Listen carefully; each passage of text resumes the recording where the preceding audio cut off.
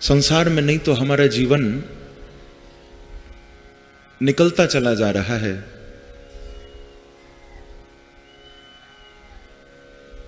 कब हम बालक से युवा हो गए, युवा से हम प्रौढ़ हो गए, प्रौढ़ से हम वृद्ध हो गए, हमको पता ही नहीं चल पाया। समय पलक झपकते ही निकल गया, टाइम का पता ही नहीं चला। अब ये सोचने वाली बात है बंधुओं, थोड़ा इस पर आज हम विचार करें। क्या जीवन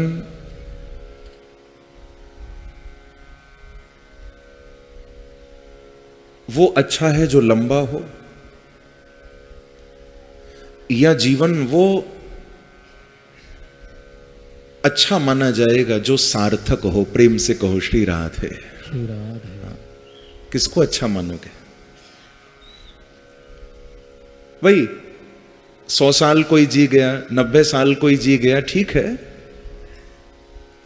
अच्छी बात है, आपने अपने शरीर को स्वस्थ रखा। परंतु आपको मालूम है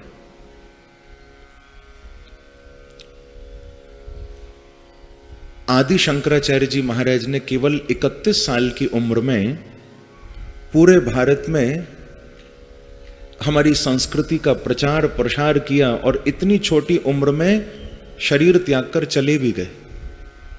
और आज तक आदि शंकराचार्य जी के वचनों का अनुसरण हम कर रहे हैं।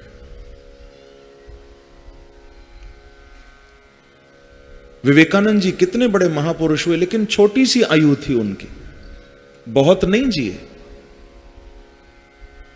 पर इसका मतलब यह नहीं कि भाई आयु छोटी ही हो या आयु लंबी हो। जीवन तुमने कितना जिया इस बात की कोई वैल्यू नहीं है, कोई महिमा नहीं है। महिमा इस बात की है जीवन तुमने कैसे जिया। एक घटना मुझे याद आई, आपको सुनाऊं मैं, जरा सुनकर आपको आनंद आएगा।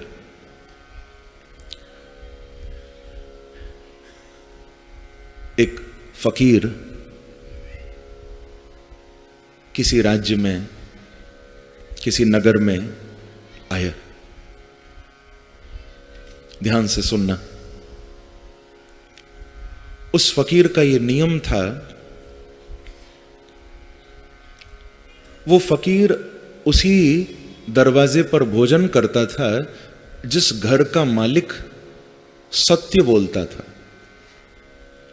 महात्मा का नियम था कि उसी के घर की रोटी खाऊंगा जो सत्य का आचरण करता होगा, जो सच बोलता होगा,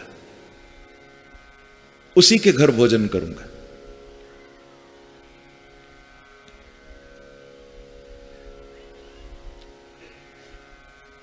लोगों को पूछा, भैया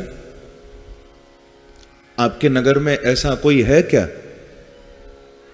जो हमेशा सत्य बोलता है? आजकल तो खैर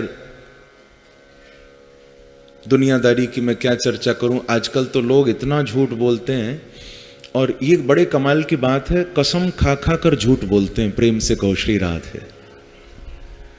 झूठ तो बोलते ही हैं, कसम खाकर और झूठ बोलते। और देखो जब झूठ बोलना होगा ना तो अपनी भी नहीं, जिससे बोल रहे होंगे ना, बोले तेरी कसम, पहले सामने वाले को ही मारते हैं।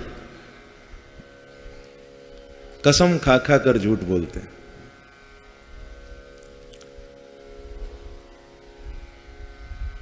संत ने पूछा, भैया इस नगर में कोई है ऐसा व्यक्ति जो सच बोलता हो? कहा, महाराज जी हमारे नगर के बहुत बड़े पैसे वाले सेठ जी हैं, और पूरा नगर जानता है कि सेठ जी कभी झूठ नहीं बोलते। बहुत पैसे वाले हैं उनके, तो महाराज आप पूछो मत, न जाने कितने तो शहर में मकान हैं, कितनी जायदाद, कितनी संपत्ति, 4-4 बेटे, भगवान ने उनको सब कुछ दिया है। बड़े पैसे वाले भी हैं और सत्य भी बोलते हैं, तो आप उनके घर जाइए, आपको माल भी अच्छा मिलेगा खाने को, और आपका नियम भी नहीं टूटेगा। तो फकीर को लोगों ने रास्ता बता दिया। संत उसी सेठ के दरवाजे पर पहुंच गए।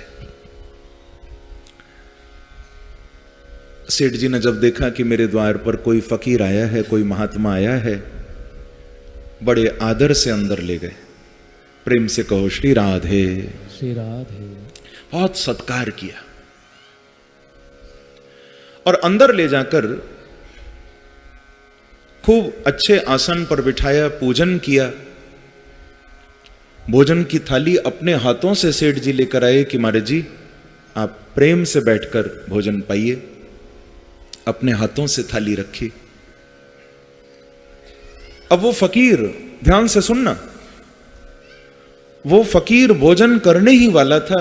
न जाने क्या उसके मन में आया, वो सोचने लगा कि क्यों ना एक बार भोजन करने से पहले परीक्षा ले लूं इसकी, क्योंकि मेरा तो सदियों का नियम है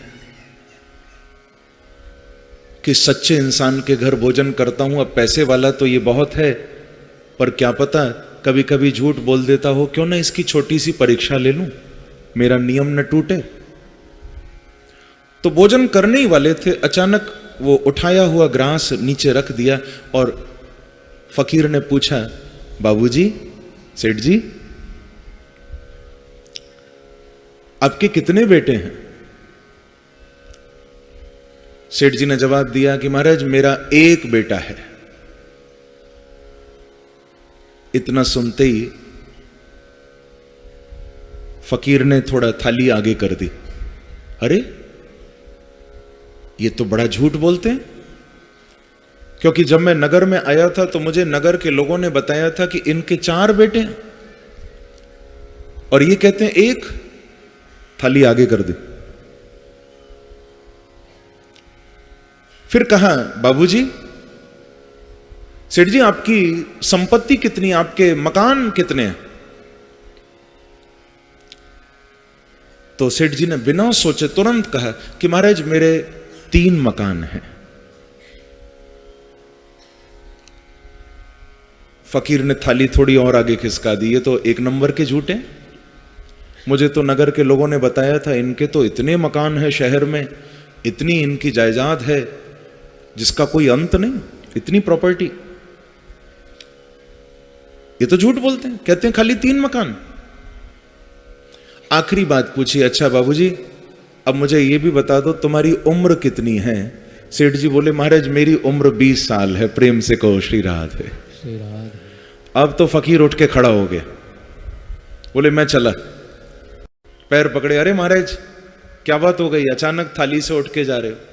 नहीं नहीं सेठ जी मैं आपके घर भोजन नहीं कर सकता, तुम तो पक्के झूठे हो, सामने सामने झूठ बोलते हो। मुझे तो नगर के लोगों ने पागल बना दिया, कहा कि हमारे सेठ जी बहुत बड़े सत्यवादी हैं और मैं धोखा खा गया, मैं आपके यहां भोजन नहीं कर सकता।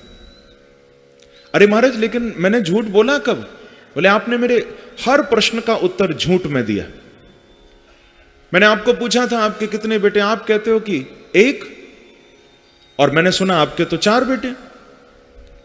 सेठ जी बोले मैं अभी बताता हूं। नौकर को बुलाया, नौकर को कहा कि जरा बड़े बेटे को बुला के लाओ। नौकर गया, जाकर बड़े बेटे के कमरे में आवाज लगाकर कहा, भैया बाबूजी बुला रहे हैं। तो उसने तुरंत डांट कर कह दिया कि बाबूजी पर और कोई काम नहीं है, उनको मैं ही मिलता हूं बुलाने के लिए, जाओ उनको मना कर दो, मैं कहीं गया हुआ हूं। नौकर ने हाथ जोड़कर बताया, बाबूजी वो हैं तो ऊपर लेकिन कह रहे हैं कि मना कर दो, मैं नहीं। अच्छा कोई नहीं, दूसरे नंबर के बेटे को बुलाओ। उसको बुलाया कि बाबूजी याद कर रहे हैं, भैया कोई काम है जल्दी आ जाओ। तो उसने कहा कि इतने बेटे हैं बाबूजी को मैं ही याद आता हूं, उनको बोलो कि अभी थोड़ी देर में आऊंगा, अभी टाइम नहीं मेरे पास। तो बताया बाबूजी उनके पास भी टाइम, ठीक है तीसरे नंबर के बेटे को बुलाओ। उसको जब कहा कि बाबूजी बुला रहे हैं तो उसने भी टाल दी बात कि मैं अभी थोड़ा व्यस्त हूं, कहो उनको बस आता हूं, थोड़ा टाइम लगेगा। फिर अंत में सेठ जी ने कहा कि छोटे बेटे को बुलाओ। छोटे बेटे को जाते ही नौकर ने कहा कि भैया आपको बाबूजी याद कर रहे हैं। इतना सुनना था, वो दौड़कर चरणों में खड़ा हो गया, बाबूजी आदेश करो क्या काम है।